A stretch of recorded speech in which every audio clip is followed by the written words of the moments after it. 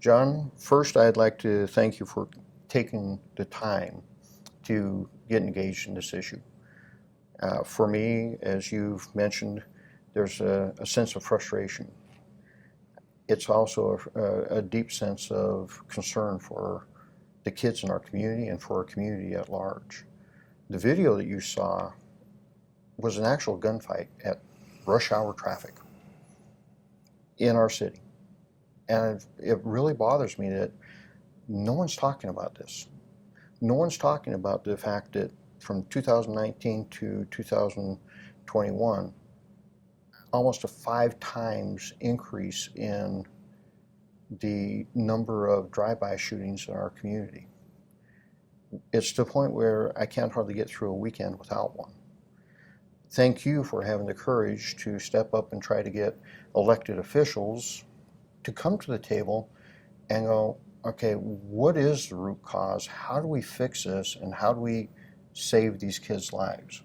Because we've lost way too many. So I just want to say thank you. You're welcome. I think the frustration has been born out of years of our neighborhood council meetings.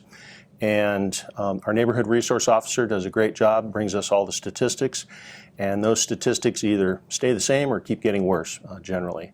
And so that sense of frustration, that sense of what can we do as citizens, continues year after year after year with no apparent solutions. And then I read an op-ed by 3 city council members, which basically say the protocol is not being met for invitations to come to the table and talk. And then watching the videos, which describe the situation in great detail, I could tell you were frustrated. And you were frustrated more than I was, which is saying something.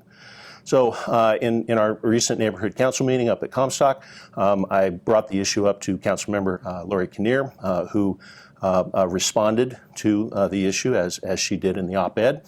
And I asked her whether she was going to be or had attended the meetings at the boardroom that you had invited all of the people that you called out in the video. And she said, quite frankly, absolutely not.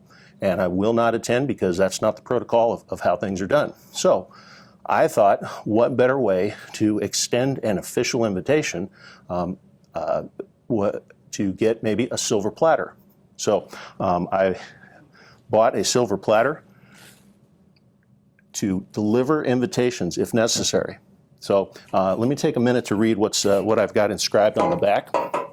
And I'm going to hold that up because it is actually there on the back.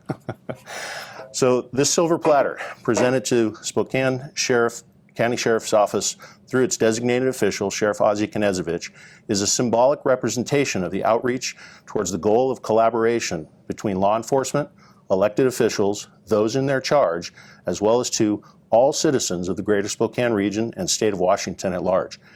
If necessary, this silver platter should be used to convey physical invitations to those who are in need of such protocol in order to perceive an official invitation to engage in the collaboration process. The hope is that this silver platter would be considered a last resort tool to the Sheriff's Office disposal to initiate engagement on the non-mutually exclusive goals of public safety, justice, societal order, and civic partners. Signed, John Schram, Comstock, this day, May 24th, 2022. Well, thank you. And again, it takes a little bit of courage to stand up and talk about these type of issues. The frustrating part for me is all those people mentioned on that video, at no time did they ever have a problem reaching out to me and get an immediate response. I've been at the table. Matter of fact, one of the activists in that video was invited to my home for lunch to try to find that common ground. I've never heard from them since. And that's problematic. The only contact I've had with him since was one email saying basically, Sheriff, basically stay out of our business, we'll decide who we want to donate money to. And what I had asked him for was to help with Michael Brown's basketball camp for kids in the summer, which is designed to keep high-risk kids at risk of being involved in gang activity off the streets and give them a different outlet. That's the last time I've heard anything. And, they forget the fact that with Curtis Robinson, we signed this historic agreement with the NAACP to talk about these issues that didn't really go all that well in the end. It was very, very, very disappointing, the conduct that happened during that. So it baffles me that we were to the civil platter when throughout my time, all those people have had full access, and anytime they've called, we've responded. So hopefully, we can get them to the table. But you mentioned you wanted to talk about courage. Yeah. Last night on the news, Stephanie Vigil did an interview with Admiral Michelle Howard. So she's in town. She's at the YWCA luncheon today for the Women of Empowerment, the Women of Achievement fundraiser. And when she asked the Admiral about her about courage and about how she went about her naval career and getting to be the highest the highest ranking woman in naval history, and about the courage that it took to have all of those years in. She answered, everybody has fears and angst. So sometimes it's choosing courage in that moment. And you've got a choice. You realize that if you don't choose courage and do what's hard, you're probably not in the right occupation. If you do what's right, you can sleep well. So hopefully I'm able to go home and sleep. I'm hoping you will be able to as well.